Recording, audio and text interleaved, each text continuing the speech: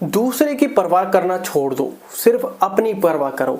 जी हाँ दोस्तों, लाइफ में आजकल लोग यही कर रहे हैं, सिर्फ दूसरे की परवाह कर रहे हैं कि लोग क्या सोचेंगे, लोग क्या कहेंगे, मैं ये कार्य करूंगा तो लोगों पर क्या प्रभाव पड़ेगा, और अगर कोई कार्य गलत हो गया, मैं फेल हो गया तो लोग क्या कहेंगे, मैं क्या करूंगा जीवन में। और आजकल यही व्यक्ति परेशान है। लाइफ में कोई भी व्यक्ति न बड़ा कार्य कर पा रहा है न छोटा कार्य कर पा रहा है। कारण क्या है? कारण यही है कि बड़े में उसको फेल का डर है, छोटा वो कर नहीं रहा।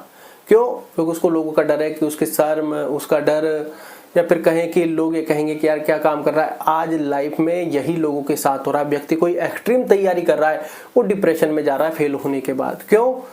क्योंकि अब उसको लोग ताने मार रहे हैं, या तो कहीं ना कहीं उसके बड़बोलेपन की वजह से, या फिर कहें कि वो एक्सट्रीम लेवल की तैयारी कर रहा है, अब वो छोटे लेवल पर काम नहीं कर सकता। अरे बड़े बड़े एक्सपर्ट, बड़े बड़े बिजनेसमैन भी, बड़े बड़े एक्टर्स भी छोटे लेवल पर काम करने के लिए वापस आते हैं। लाइफ में ऐसे बहुत लोगों के साथ है, जब एक्सट्रीम लेवल की पढ़ाई कर लेते हैं और जब उनकी या तो नौकरी नहीं लगती, या फिर वो जो सोचते हैं वो कार्य नहीं हो पाता, तो वो कहते हैं कि यार मैं जीवन में क्या करूँगा, लोग क्या कहेंगे। रिश्तेदार आते हैं, मेरी बेटी ने ये किया, मेरे बेटे ने ये किया, तू क्या कर रहा है आजकल। सबका आजकल पहला सवाल ये, और बेटे क्या कर रहे हो आजकल। और इस सवाल ने ये दुर्दशा कर दी है कि लोग बड़ी पढ़ाई के बाद डिप्रेशन में जाते हैं अनसक्सेस होते ही, क्योंकि उनको पता है कि अब उनसे जवाब बन नहीं रहा, वो क्या जवाब दें, और सिर्फ वो लोगों के बारे में सोच रहे हैं। और ये खुद उनके ओपिनियन है। जब उनके लाइफ में सक्सेस नहीं मिलती, यार इसके बाद मैं क्या करूंगा, मैं इसके अलावा, या कहीं कोई टीचर की तैयारी कर रहा है तो पढ़ाने के अलावा सिर्फ मैं कुछ नहीं कर सकता, मैं क्या करूंगा, 8-10 हज़ार में कैसे पार पड़ेगी, मैं कैसे करूंगा 8-10 हज़ार की नौकरी। या तो उसने कुछ ऐसा बोला होता है, कमिटमेंट करके बैठा होता है यार ये दोस्ती में, रिश्तेदारी में, कि मैं तो कर दूंगा, कोई परवाह नहीं है, और वो फेल हो जाता है जब ये चीज़ें उसको भारी पड़ जाती हैं।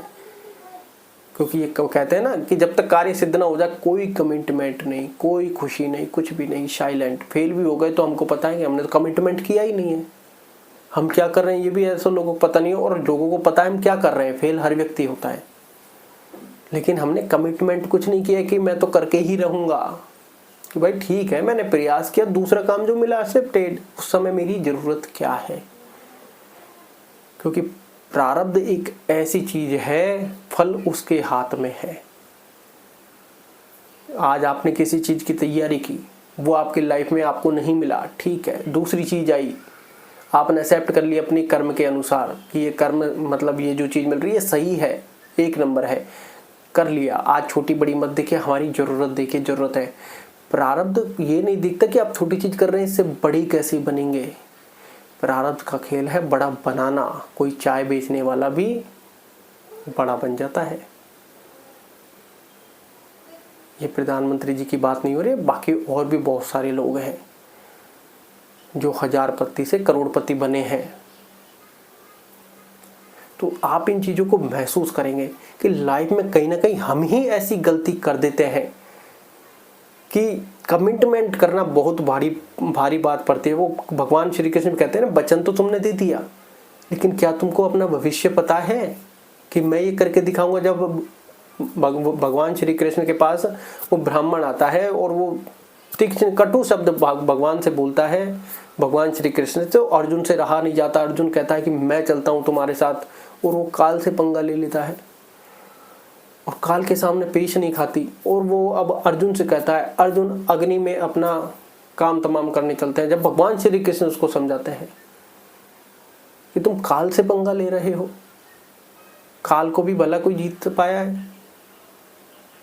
तब उसको अपनी प्रतिज्ञा, अपने वचन याद आते हैं कि मैंने भावेश में आकर, आवेश में आकर ऐसे शब्द कह दिए, अब ये क्या करें। तो वो व्यक्ति ऐसे हो जाता है मामला। फिर वो व्यक्ति डिप्रेशन में चल जाता है और भी सुसाइड जैसे बड़ी अटेम्प्ट ले लेता है। क्या जरूरत है किसी को सिद्ध करने की? जब आपकी सफलता खुद जवाब देगी तो आपको ना तो कोई आपसे काम पूछेगा कि तुम क्या करते हो, क्योंकि उसको भी काम पता होता है। आपकी सफलता खुद चीख चीख कर कह रही होती है। लेकिन हम सिर्फ गलती ये करते हैं, सामने वाले को वैसे बताते हैं, ऐसे समझाते हैं, और फिर कहीं कि ऐसा रिएक्ट करते हैं कि हम ही सर्वशक्तिमान हैं, हमारे हाथ में ही फल है। और यही सबसे बड़ी भूल है, और डिप्रेशन में और सुसाइड का ये सबसे बड़ा कारण निकल कर आया है। कि क्या कहेंगे लोग, क्या सोचेंगे लोग, और क्या कहेंगे, क्या सोचेंगे, क्या काम करते हैं, हमारे पास कोई जवाब ही नहीं है। अरे जवाब देना भी क्यों है, हमारी लाइफ, हमारा फैसला, हमारा फेल। लेकिन ये सारी चीज़ें रिलेट होती हैं घर वालों पर। क्यों? अगर घर वाले कह दें कि हमारा बच्चा क्या हो गया, फेल हो गया,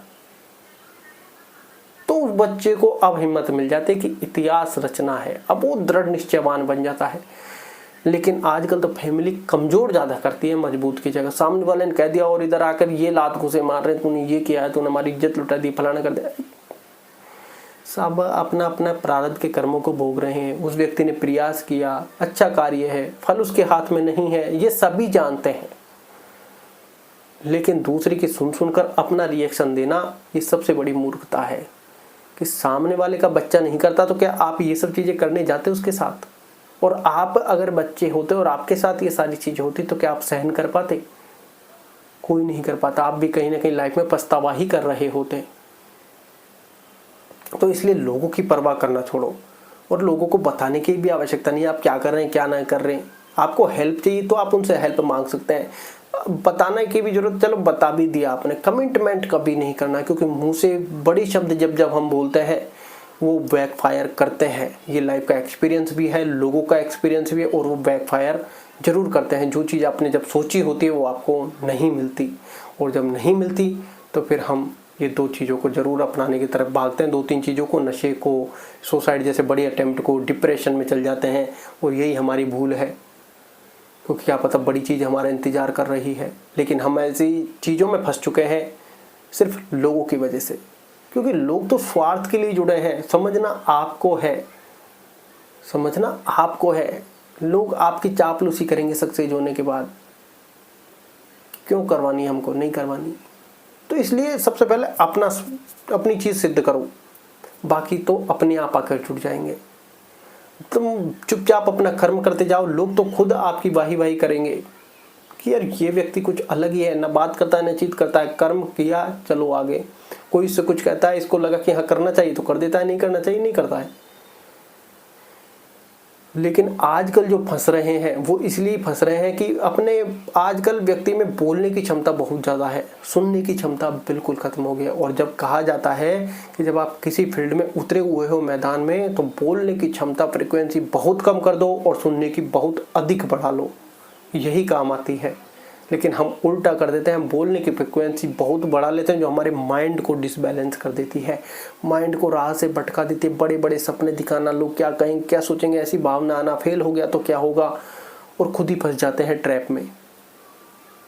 इसलिए कहते हैं कि बोलने की आदत जितनी कम उतनी अच्छी, सुनने की आदत जितनी बढ़ाओ उतना अच्छा। तो इसलिए इन चीज़ों को लाइफ में ज़रूर अपनाओ।